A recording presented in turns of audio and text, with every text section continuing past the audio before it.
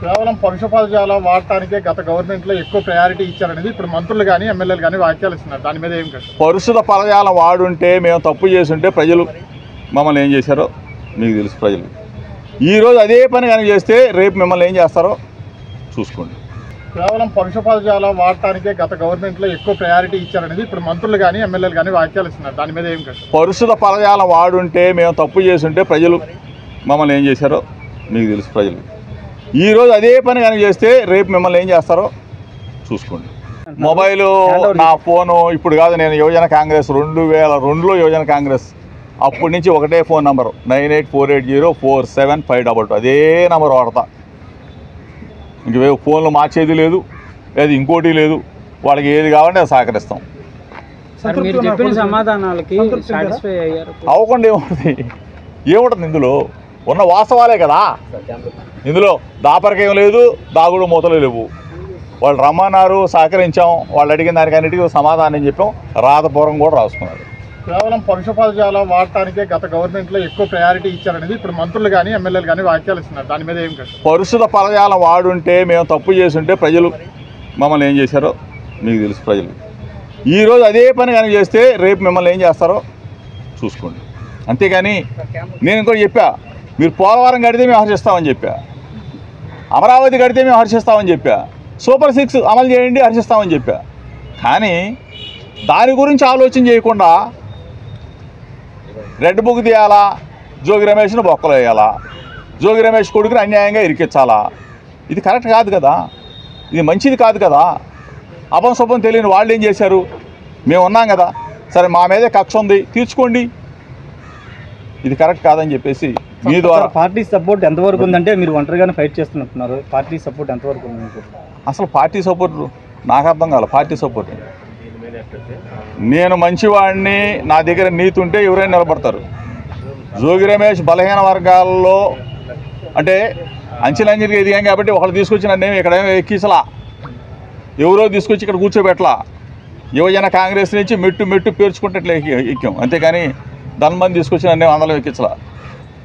Party support పూర్తి support ఉంటుంది. ఎందుకు ఉండదు? తప్పు చేయనంత వరకు పార్టీ సపోర్ట్ ఉంటుంది. జగన్మోహన్ రెడ్డి గారి సపోర్ట్ ఎందుకు ఉండదు?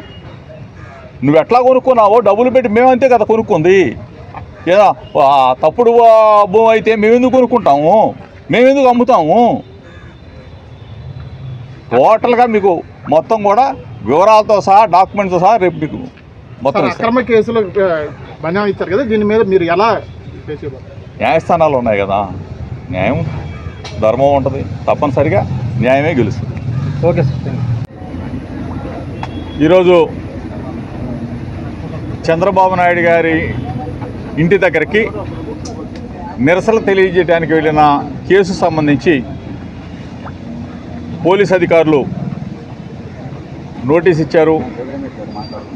ఆ ప్రశ్నలకి వారు అడిగిన దానికి సమాధానం చెప్పడం మీదట జరిగిన వాస్తవాలని నేను ఎందుకు చంద్రబాబు నాయుడు గారి దగ్గరికి ఇంటి దగ్గరికి వెళ్ళవలసి వచ్చింది, ఎందుకు నిరసన తెలియజేయవలసి వచ్చింది, ఆ పరిణామాలన్నీ కూడా మాజీ మంత్రి ప్రస్తుత స్పీకర్ అయ్యన్న పాత్రుడు గారు గౌరవ ముఖ్యమంత్రి ఆనాడు ముఖ్యమంత్రి జగన్మోహన్ రెడ్డి గారిని ఉద్దేశించి సభ్య సమాజం తలదించుకునే విధంగా మాట్లాడిన భాష చాలా అప్రతిష్ట పాలు చేసే విధంగా, రాజకీయ వ్యవస్థని దిగజార్చే విధంగా నా కొడక, అట్ట నా కొడక, ఇట్ట నా కొడక అని చెప్పేసి చాలా చండాలంగా మాట్లాడిన భాషకి నా మనసు చెలించింది. కాబట్టి రాజకీయాల్లో ఇటువంటి వ్యక్తులు కూడా ఉంటారా? ముఖ్యమంత్రిని పట్టుకొని అట్టనా కొడక, ఇట్టనా కొడక, అమ్మ నా బూతులు తిట్టే సాంప్రదాయం కరెక్టా అని చెప్పేసి మనసు చివుమంది. చంద్రబాబు నాయుడు గారి దగ్గరికి వెళ్ళి తెలియజెప్తే 40 సంవత్సరాల సుదీర్ఘ అనుభవం ఉన్న చంద్రబాబు నాయుడు గారు అన్న అటువంటి వ్యక్తుల్ని మందలిస్తాడు. మందలిస్తే రాజకీయాల్లో కొంచెం విలువలు పెరుగుతాయన్న ఉద్దేశంతో ఆ రోజున చంద్రబాబు నాయుడు గారి ఇంటి దగ్గరికి వెళ్ళి నిరసన తెలియజేద్దామని చెప్పేసి వెళ్ళిన సందర్భంలో అక్కడ వెళ్ళిన నా మీదే దాడి జరగటం, నాతో పాటు వచ్చిన వాళ్ళని కొట్టడం, నా కారుని ధ్వంసం చేయడం ఇవన్నీ కూడా జరిగిన పరిస్థితులన్నీ కూడా మీడియా ద్వారా ప్రజలందరూ కూడా చూశారు. నేను ఇప్పటికీ చెప్తా ఉన్నాను, రాజకీయాల్లో విలువలు విశ్వసనీయత అవసరం. ఈరోజు గతంలో మేమున్నాం, ఈరోజు మీరు వచ్చారు. మిమ్మల్ని ప్రజలు చాలా బ్రహ్మాండమైన మ్యాండేట్ గెలిపించారు. మీరు చేయవలసిన బాధ్యతలు చాలా ఉన్నాయి. కానీ జోగి రమేష్ని అరెస్ట్ చేద్దామా, జోగి రమేష్ కొడుకుని మానసికంగా ఒత్తిడి చేద్దామా, అరెస్ట్ చేసి సబ్జైల్లో పెట్టాం. ఇవన్నీ క్షణికావేశం, మనం ఆనందం పొందటానికి పనికొచ్చాయి తప్ప చరిత్ర మరీ పునరావృతం అవుతుంది. దయచేసి పాలకులు ఆలోచన చేసుకోమని అడుగుతా ఉన్నాను. ఇది కక్ష సాధింపు కుట్రలతో రాజకీయాలు చేస్తే మరలా మీరు మనుగడ సాధించలేదు. ప్రజలు చూస్తూ ఉన్నారు. అభంశుభం తెలియని నా కొడుకు మీద ఎగిరిగోల్డ్ ఏంటి, ఎగిరిగోల్డ్ ఆశ ఎవడన్నా కొంటాడండి? డబ్బులు పెట్టి మీరు ఏ విధంగా కొనుక్కున్నారు? కేవలం పరుష పదజాలం వాడటానికే గత గవర్నమెంట్లో ఎక్కువ ప్రయారిటీ ఇచ్చారనేది ఇప్పుడు మంత్రులు కానీ ఎమ్మెల్యేలు కానీ వ్యాఖ్యలు ఇస్తున్నారు. దాని మీద ఏం కష్టం? పరుషుల పదజాలం వాడుంటే, మేము తప్పు చేస్తుంటే ప్రజలు మమ్మల్ని ఏం చేశారో మీకు తెలుసు. ప్రజలు ఈరోజు అదే పని కానీ చేస్తే రేపు మిమ్మల్ని ఏం చేస్తారో చూసుకోండి. కేవలం పరుష పదజాలం వాడటానికే గత గవర్నమెంట్లో ఎక్కువ ప్రయారిటీ ఇచ్చారనేది ఇప్పుడు మంత్రులు కానీ ఎమ్మెల్యేలు కానీ వ్యాఖ్యలు ఇస్తున్నారు. దాని మీద ఏం కష్టం? పరుషుల పదజాలం వాడుంటే, మేము తప్పు చేస్తుంటే ప్రజలు మమ్మల్ని ఏం చేశారో మీకు తెలుసు. ప్రజలు ఈరోజు అదే పని కానీ చేస్తే రేపు మిమ్మల్ని ఏం చేస్తారో చూసుకోండి. మొబైలు, నా ఫోను ఇప్పుడు కాదు, నేను యువజన కాంగ్రెస్ 2002లో యువజన కాంగ్రెస్ అప్పటి నుంచి ఒకటే ఫోన్ నెంబరు 9848047522 అదే నెంబర్ వాడతా. ఇంక ఫోన్లు మార్చేది లేదు, అది ఇంకోటి లేదు. వాళ్ళకి ఏది కావాలంటే అది సహకరిస్తాం. మీరు చెప్పిన సమాధానాలకి సాటిస్ఫై అయ్యారు? అవ్వకుండా ఏముంటుంది ఇందులో? ఉన్న వాస్తవాలే కదా. ఇందులో దాపరికేం లేదు, దాగుడు మూతలు లేవు. వాళ్ళు రమ్మన్నారు, సహకరించాం, వాళ్ళు అడిగిన దానికి అన్నిటికీ సమాధానం చెప్పాం, రాతపూర్వం కూడా రాసుకున్నారు.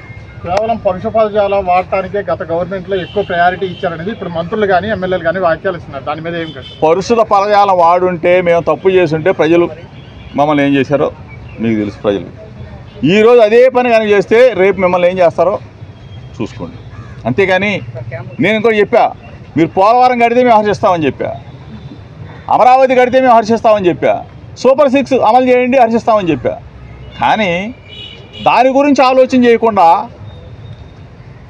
రెడ్ బుక్ తీయాలా, జోగి రమేష్ను బొక్కలు వేయాలా, జోగి రమేష్ కొడుకుని అన్యాయంగా ఇరికించాలా?